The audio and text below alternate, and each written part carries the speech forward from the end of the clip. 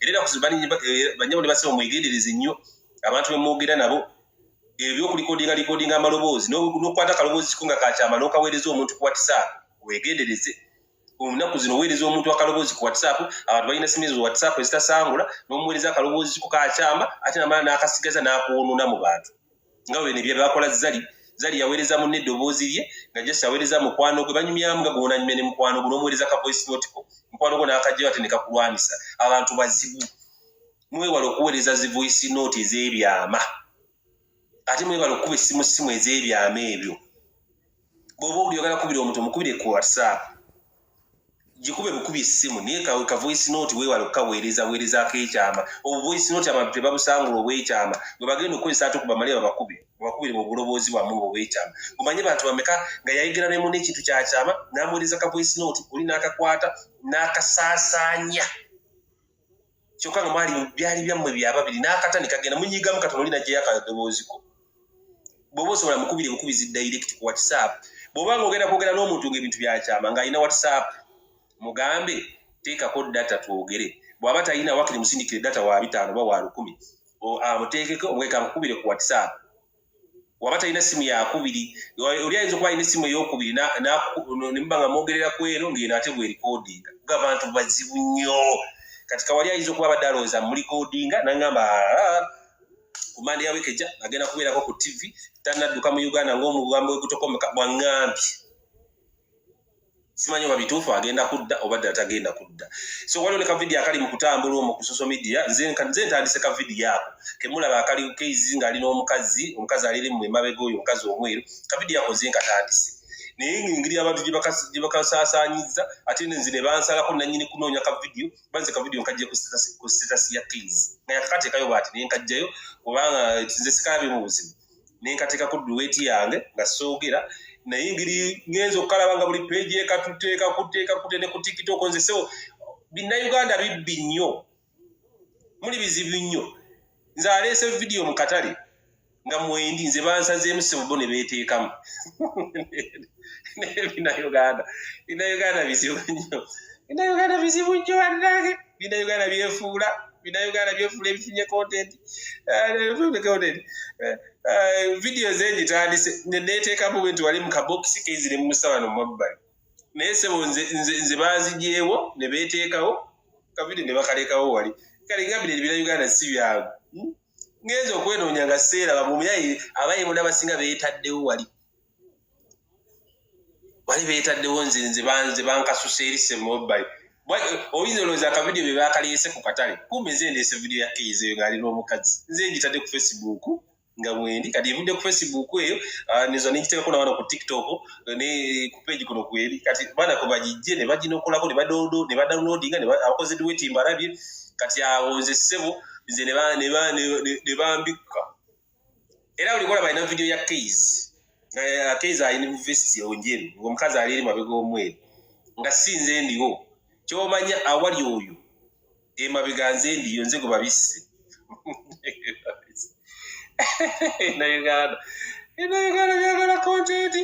content yagenda tuleetera obuzibu content yagenda leetera Bannayuganda obuzibu nze nkubuulira content yagenda kuleetera Bannayuganda obuzibu oli ssebo nze bambise ndi eri mabega mu kizikiza ndoza gyenkolera mu YouTube omumwa bano bo beetaddewo wano baddaye waliwo bantu bagambye nsome ku komenti zammwe wano simanyi ba mu komenti mwabadde mugamba ki waliwo badde bagambye kabatasoma ku komenti nga bwesoma ku komenti wano nga batwongere mu maaso ne live y'olwaliro banyabula basse tuli wano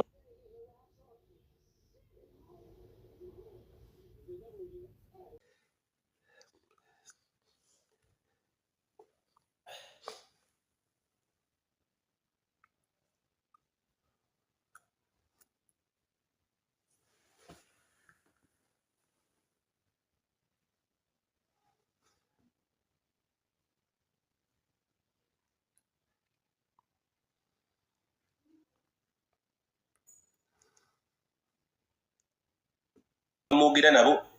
ebyo recording amaloboozi n'okwata kaloboozi kikunga kakyama n'okaweereza omuntu ku WhatsApp wegendereze omunaku zino weereza omuntu akaloboozi ku WhatsApp abantu balina simu ezo WhatsApp ezitasangula n'omuweereza akaloboozi ku kakyama ate namala n'akasigaza n'akuwonona mu bantu nga bwe nebyo bakola zali yaweereza munne eddoboozi lye nga just yaweereza mukwano gwe banyumyamu nga gona nyumya ne mukwano gwe n'omuweereza ka voice note ko mukwano gwe n'akajja ate ne kakulwanisa abantu bazibu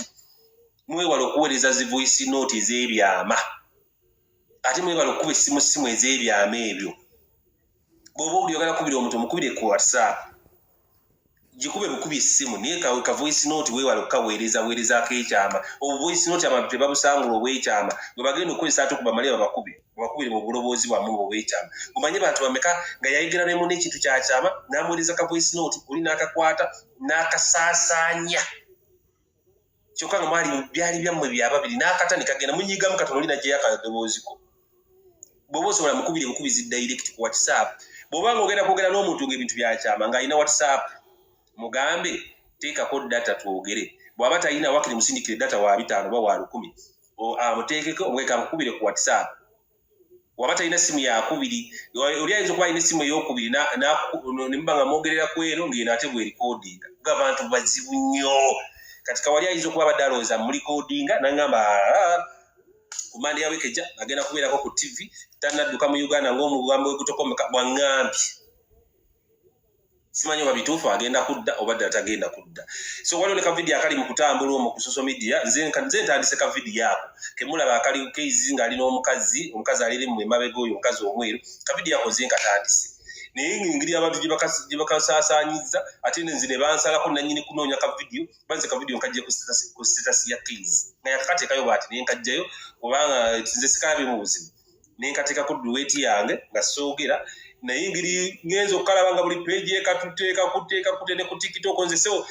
Bannayuganda bibbi nnyo muli bizibu nnyo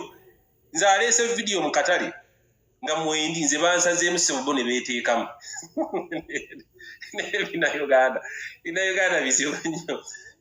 bizibu nnyo wannange Bannayuganda byefuula ebifunye content